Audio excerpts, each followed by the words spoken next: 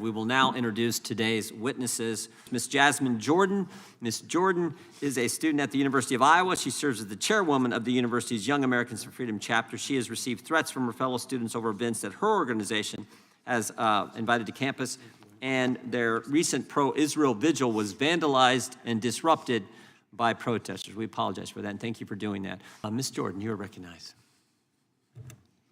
Good morning, Chairman Jordan, Ranking Member Nadler, and the members of the committee. My name is Jasmyn Jordan, and I'm blessed to have the opportunity to speak with you all today. I was raised in the church and homeschooled from preschool through 5th grade. Both of these were crucial in shaping my early upbringing and my worldview. They gave me the strong foundation of moral beliefs and values that the Constitution was founded on. Lessons like iron sharpens iron, be a leader, not a follower, and so help me God are ingrained into every aspect of my character. As I progressed through the public school environment, this strong moral compass guided me throughout my journey, and I carried it with me to college.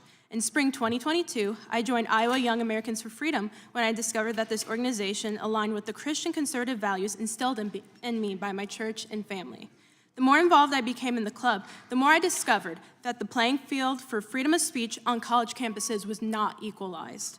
The first time I noticed this was when Iowa YAF hosted Kellyanne Conway as a speaker. In response, I was doxxed in a group chat of over 800 students and was falsely labeled as a Nazi, a token, a white supremacist, and a bigot. Some individuals even expressed that I made them uncomfortable and feared that I might commit a hate crime against them, simply because I am Black and hold conservative principles. These students believe that if you are conservative, you are hateful, support oppression, and only want to benefit straight white men, even though such beliefs are untrue. When we hosted Lieutenant Colonel Allen West to speak on campus last year, he spoke on the topic of debunking diversity, equity, and inclusion and proved that America is not racist. We used chalk advertisements to promote the lecture, which is something many colleges do, to effectively let students know about upcoming events. Immediately, our chalk was altered, which is a violation of school policy. New messages were put in place saying that Allen West is racist and that racism is prevalent in schools, thus critical race theory should be supported.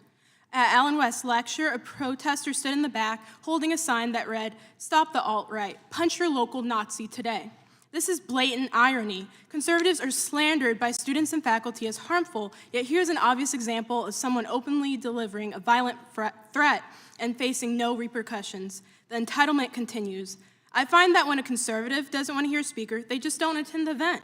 But when a leftist doesn't want to hear a speaker, they do everything they can to shut the lecture down. Our club recently hosted Matt Walsh. Students and faculty were willing to do anything to cancel the event just because they found Walsh's speech to be offensive. Some people were so dedicated to silencing our voices that literally as one of us was advertising with chalk, a leftist student was erasing each of those letters with a wipe.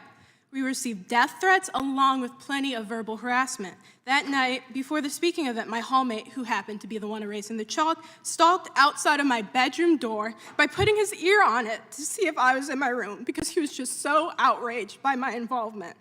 That was a terrifying experience, but what I find to be more appalling is when I talked to our hall coordinator about this, and she replied, "People are allowed to think, feel, and react however they want to about this upcoming event."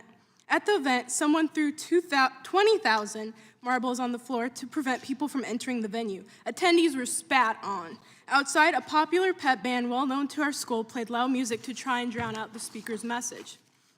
I share these occurrences with you all to show that despite repeatedly meeting with the university administration, the rules are continually permitted to be broken by left-leaning students. They are, in fact, coddled by our school. The university expresses affirmations and puts together support, solidarity, and celebration spaces. These individuals act out against conservatives without care or consequence and are empowered to act this way because of the lack of action by the administration and university leaders. Conservative organizations do not get the same resources that these other organizations receive. Conservatives often have to hide who they are and what they believe in so that they do not lose relationships or receive a lower grade or face constant doxing, harassment, intimidation, or threats.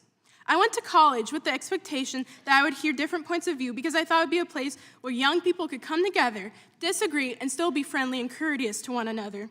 However, after 2 years, I've realized that this is not the case at all, and that students who hold opposing views are often subjected to frequent violent threats and other forms of harassment with no accountability.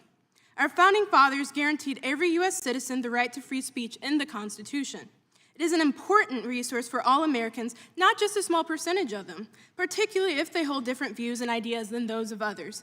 To ensure that peaceful continuation of the nation, we must all come together and understand that differing opinions and expressing them, we should nevertheless show respect for one another and refrain from causing each other bodily, mental, or emotional harm. Thank you for your time. Thank you, Ms. Jordan.